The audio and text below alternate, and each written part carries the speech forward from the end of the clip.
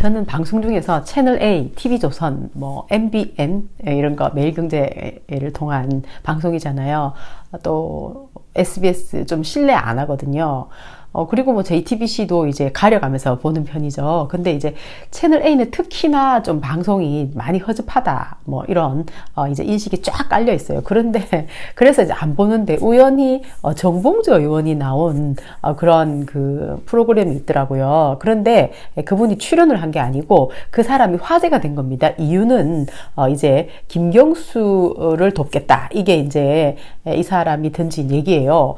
그러면은 돕는 방법이 뭐며 왜 돕느냐 하니까 김경수가 이제 재판을 계속 받아야 되잖아요. 그러려면은 아주 실력 있는 변호사가 필요한데 변호사비가 너무나 많이 든다. 그러니까 모금을 해야 되는데 그 방법으로 내가 하나를 제시하려고 하는데 그게 뭐냐면은 김경수가 옛날에 썼던 책이 있어요. 그 책이 한 권에 16,000원이라네요. 그런데 이제 출판사에서 이렇게 팔면은 여기 뜯기고 저기 뜯겨서 돈도 얼마 안 된다. 그러니까 내가 이것을 바로 직거래를 하고 또 가격을 이제 16,000원짜리를 20,000원으로 해서 그리고 그 돈은 이제 내 계좌로 보내라 이렇게 한 겁니다. 그러니까 그 책을 팔아가지고 이제 변호사 비용으로 하겠다고 자기는 어떤 뭐 진짜 김경수를 돕고 싶은 마음에서 그렇게 했을 수도 있고 또 이제 알 수 없죠. 그런데 방송에서 패널이 나온 사람들이나 그 프로를 진행하는 사람들은 엄마야 웃긴다. 그러면 그 돈을 중간에서 다 떼먹겠다는 얘기인가? 어떻게 그걸 믿냐? 그러면서 사람들이 이구동성 날린 겁니다. 예, 그러니까 정봉주를 이제 신뢰를 못하는 거죠. 그리고 그것은 이제 정치자금법 위반에 들어가지 않느냐 이러면서 이제 하나같이 의견이 다 똑같더라고요. 거기 있는 사람들이.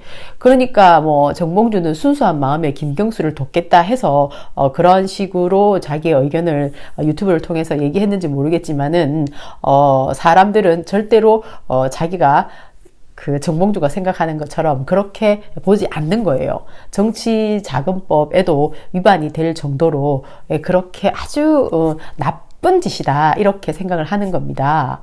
그래서 왜 저렇게 정치를 그래도 이분도 오래 했잖아요. 그리고 또 이제 어떤 그런 그 이명박 사건 때문에 감옥에도 갔다 왔고 해서 법에 관련되는 한 이게 문제가 되면은 안 되지 뭐 이런 게 있을 수 있는데 어떻게 이런 그 판단을 했는지 참 알 수 없네요. 그리고 또 정봉주 이분은 지나치게 이렇게 이제 돈에 관심이 많은데요. 이런 분이 어떤 의사 결정을 내리는 큰 자금을 움직이는 일을 하게 되면은 왠지 좀 불안해질 것 같다 하는 생각이 들지 않나요? 그러니까 이렇게 이런 사소한 걸로도 걸려가지고 얘기가 되잖아요. 그리고 또 이분이 방송하는 걸 보면은 굉장히 돈 하는 성향이 있어요.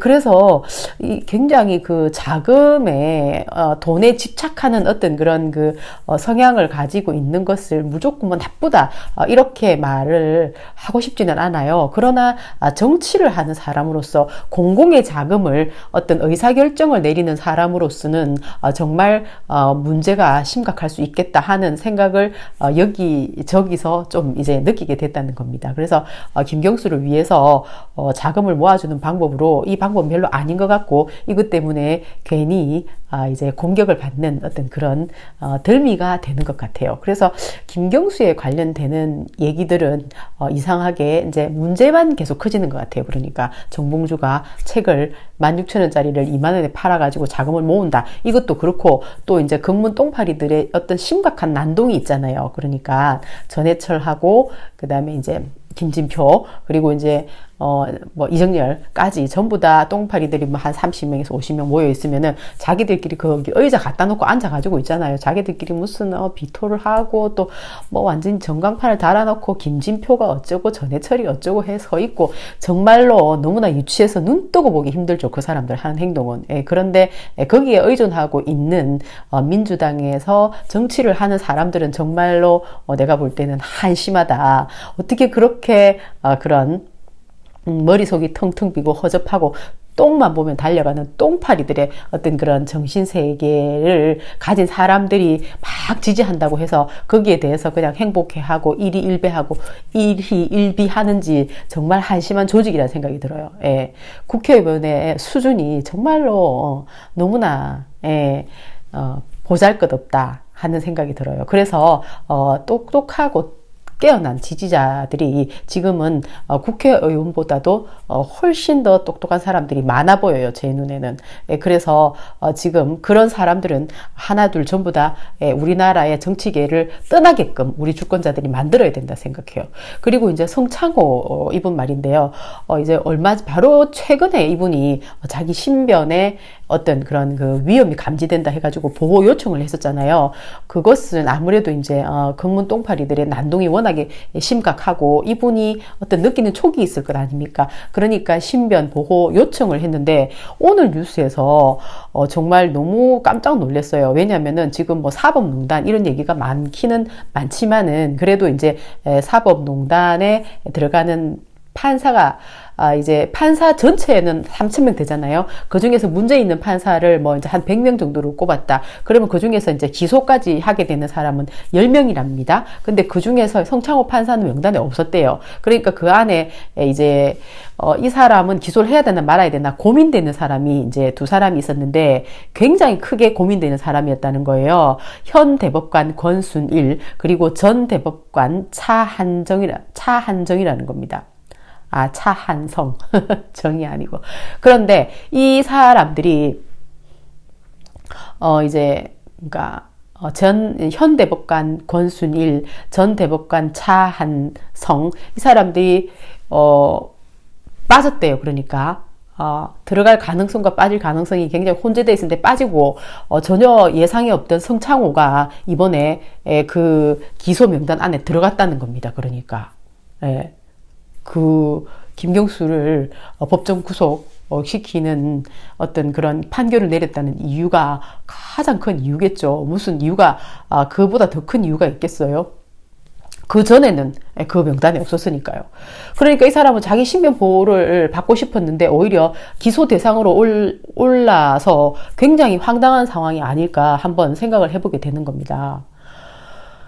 거기다가 이제 자유한국당에서는 이쪽에도 이제 판사 출신들이 꽤 있는 거예요. 자한당에서도. 그러니까 이제 민주당에서 판결문을 가지고 이제 하나하나 분석을 해가면서 언론 플레이를 했잖아요. 그런데 그러면은 자유한국당 같은 경우에도 자기들이 특검을 주장을 해가지고 특검을 통해서 김경수가 지금 감옥에 들어간 상황이잖아요. 그러면 자기들이 이룩했던 어떤 성과라고 이제 반대파니까 생각을 하겠죠. 자한당에서는. 그런데 이 사람들도 이제 판결문을 세세히 읽어보니까 결과적으로 더욱더 문제가 많아 보이더라. 이렇게 나온 겁니다. 그러니까 문제가 없다고 판결문을 세세하게 읽었는데 그 반대쪽에서는 문제가 더욱더 심각해 보인다. 이러면서 오히려 이제 역공을 펼치는 겁니다. 그런데 이 사람들의 주장하려고 하는 내용이 심상치가 않아 보이는 거예요. 성창호 판사가 이렇게 기소 명단에 들어간 것과 함께 이제 이 사람, 그러니까 자유한국당 이 사람들은 지금 제2의 특검, 드루킹을 가지고 다시 또 한 번 더 특검을 하겠다고 카드를 만지작거리는 어떤 그런 수순을 조금 넘어선 것 같아요. 그러니까 반드시 해야 되겠다고 이 사람들은 분위기상 이제 이렇게 몰고 나가려고 하는 그런 느낌이 딱 감지가 되는 겁니다. 그러니까는 이제 어떻게 하려고 그러면은 하느냐라고 이제 사람들이 물었을 거 아니에요. 그러니까 제일 중요한 거는 이제 여론이라는 거죠. 자유한국당에서도. 그런데 자유한국당이 하는 일이 매사에 좀 똑바르고 이러면은 뭐 그 여론이 이제 어느 정도 형성이 될 수도 있겠죠. 그런데 그렇다 하더라도 여론 형성이 아예 안 되려면은 실제로 민주당에서 읽었던 그 판결문이 아주 합리적이어야 되잖아요. 예, 그런데 일반적인 상식적인 사람들이 봤을 때도 이제 문제가 있다.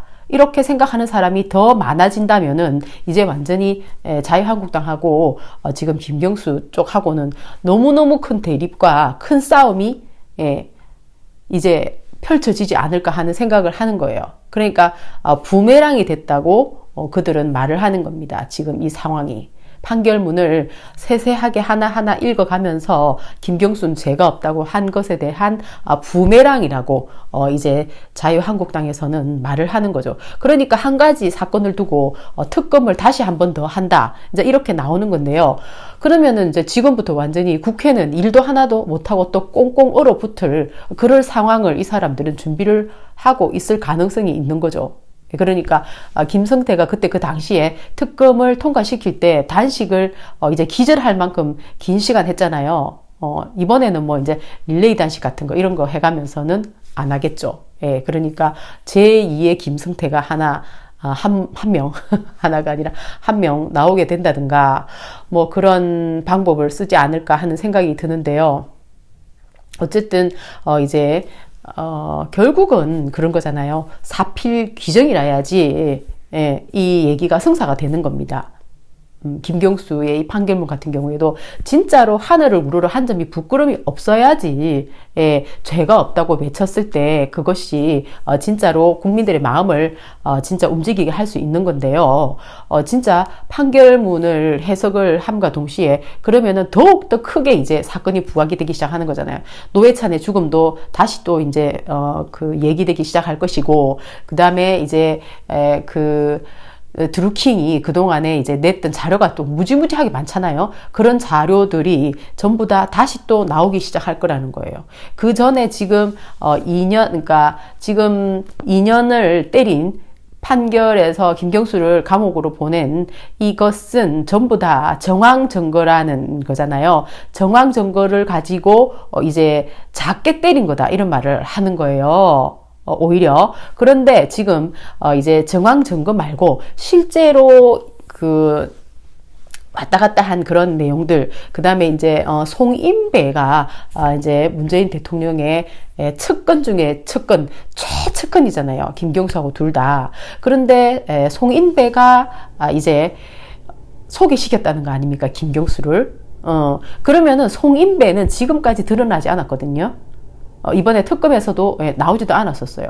그런데 그 송인배를 그러면 어떻게 알게 됐는지 그 얘기까지 이제 나오게 되는 겁니다. 제2의 특검을 하게 되면은. 뿐만 아니라 내가 항상 궁금했던 것도 그거든요. 어떻게 그 많은 사람들이 드루킹 그 조직이 느릅나무 출판사 안에서 이제 그 많은 자금을 가지고 그 오랫동안 활동을 했잖아요. 조작 활동을. 사람들이 그냥 수십 명이 그 안에서 일을 했지 않습니까? 그런데 그 자금이 이제 필요한 최소 자금이 30억이라는 거예요. 예. 그리고 또 자기들이 기계를 만들고 하는 매크로 할 때 기계 만들고 하는 그것도 자금이 필요한 것 아닙니까? 그러면은 그 자금은 도대체 어떻게 해서 나온 건지, 어디를 통해서 나온 건지 그것까지 다 밝히라고 할 거잖아요. 그래서 이게 오히려 더 사건을 키운 게 아닌가 하는 생각이 또 들기도 하는 거예요. 예, 성창호 판사가 또 저렇게 감옥에 갔기 때문에. 감옥에 간 게 아니고 기소가 됐기 때문에. 예. 그래서 이제 일단 자유한국당에서는 그런 말을 하는 거죠. 지금 성창호 판사를 기소를 시킨 것은 2심에서 이제 2심에서 누군가 판결을 내릴 거 아닙니까? 2심 판결에 압박을 가하기 위해서 그렇게 한 거다라고 말을 하는 거예요. 그런데 그것을 그렇다면은 이제 우리 같은 사람들도 느끼잖아요. 압박을 주기 위해서 그렇게 하는구나. 그런과 동시에 또 이렇게 더 이제 논란이 커지도록 또 만드는 거잖아요. 근데 이것을 몰랐을 리가 있을까요? 논란이 더 커지고 더 심각해질 것이다. 그럼에도 불구하고 이제 성창호 판사를 기소를 시키고 2심에 압박을 하겠다. 완전히 이런 그 위험한 카드를 낸 것은 어쩔 수 없는 어떤 그런 선택이었을 수도 있겠죠. 하여튼 사필 규정이 아닌 바에야 이렇게까지 사건을 더욱더 키우는 것은 정말로 위험해 보인다는 겁니다. 예, 그리고 지금 민주당에서 전혀 죄가 없는데 계속 죄를 만들어 가지고 괴롭히고 있는 또 검찰 세력이 있잖아요. 저 검찰들 굉장히 위험한 사람들이죠. 예, 지금 그러니까 성남지청에서 이재명 도지사를 아주 그 공격을 하고 있는 터무니없는 말도 안 되는 완전 사기죠. 예, 이건 완전 사기입니다. 내가 볼 때는. 이 검찰들 자체가 이런 짓 하는 것 자체가, 이것은 완전히 우리 혈세를 받아먹는 세금충의 어떤, 역할밖에 하지 못하는 그런 검찰, 검사, 예, 그런 조직이라는 겁니다. 이 사람들이. 예, 이 사람들이, 정신을 차려야 돼요. 예. 지금 현재 누구의 압박에 의해서 1300만, 대한민국의 25%를 지금 그 25%를 위해서 일하고 있는 60% 가까이 지지를 받아가지고 경남도지사가 된 사람을 이렇게 진짜 억지를 부려도 이런 억지가 없다. 누가 봐도 이것은 완전 미친 짓이다 하는 그런 그 이유를 가지고 공격을 하고 있잖아요. 그러니까 직권을 남용했다. 이것을 이제 결론적으로 그 답을 얻어내기 위해서 사람들을 40명이나 세운 거예요.